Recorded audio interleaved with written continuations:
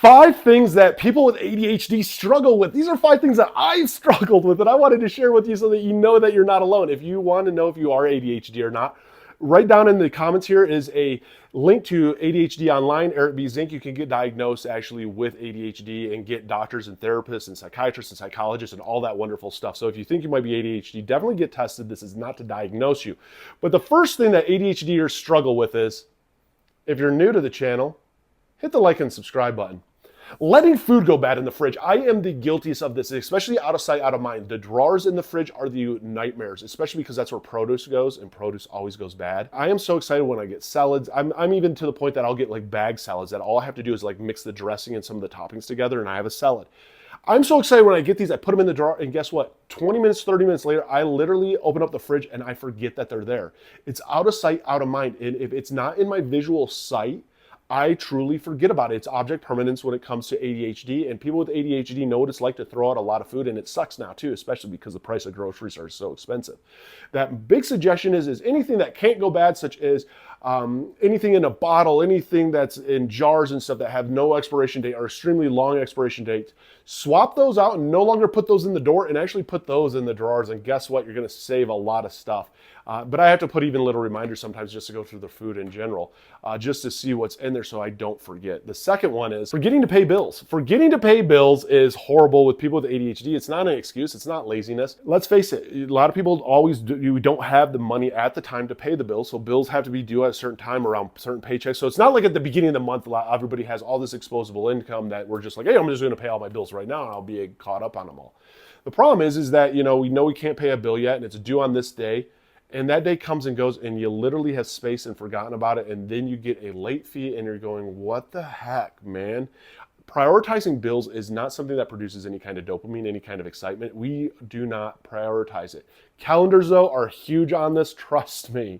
Number 3 is never sending back items that you want to return. How many people have bought stuff off of Amazon and you have ADHD, you bought stuff off of Shein, you bought all this stuff and it comes and it's not what you wanted. It's not what you planned. You even went to the store and bought something, you maybe want to take it back.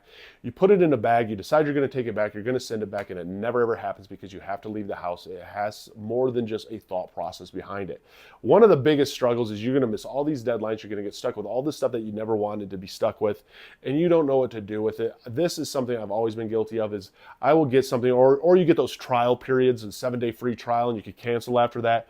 You do the 7-day free trial, and guess what? You completely forget about it, and now you're being charged for something that you could have ended up canceling and not being charged for. This is something that's very common with people with ADHD because it's out of sight, out of mind for us, essentially, is what it is. The next one is always forgetting something at the grocery store, even if you make a list. We always will forget something at the grocery store because our brain will overlook items, and our brain, especially if you're trying to make a list or you're trying to get stuff, will literally, if you put too much thought process on an item, such as pepper, for example, and you're like, I got to get pepper, and you don't have this on a list or anywhere, your brain almost accepts it and retains it as you bought pepper already.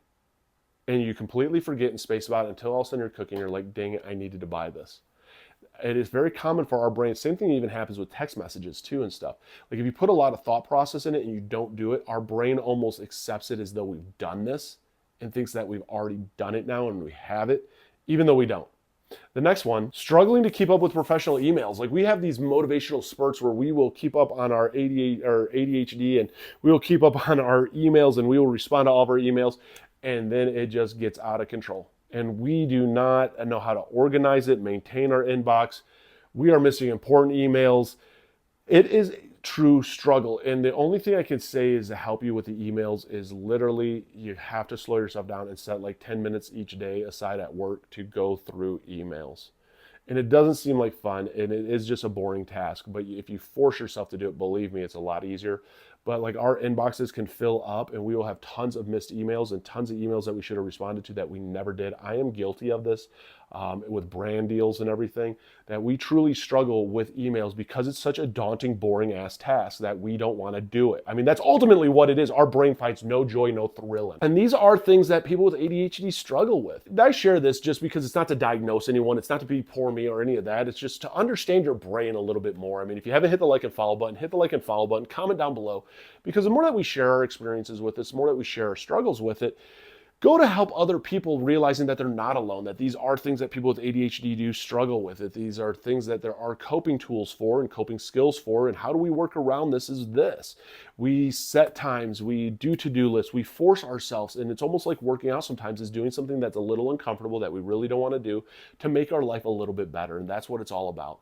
And that's why I enjoy sharing about this. It's not to diagnose anyone or any of that sort. It's just to make you feel that you're not alone. And when I got diagnosed with ADD, I didn't know anything about it. And then I got re-diagnosed with ADHD. And it's taken me a long time in life just to kind of figure out how to navigate through. And so I figure the more that you share, the more that you help other people, the more that we can all go through life a little bit easier.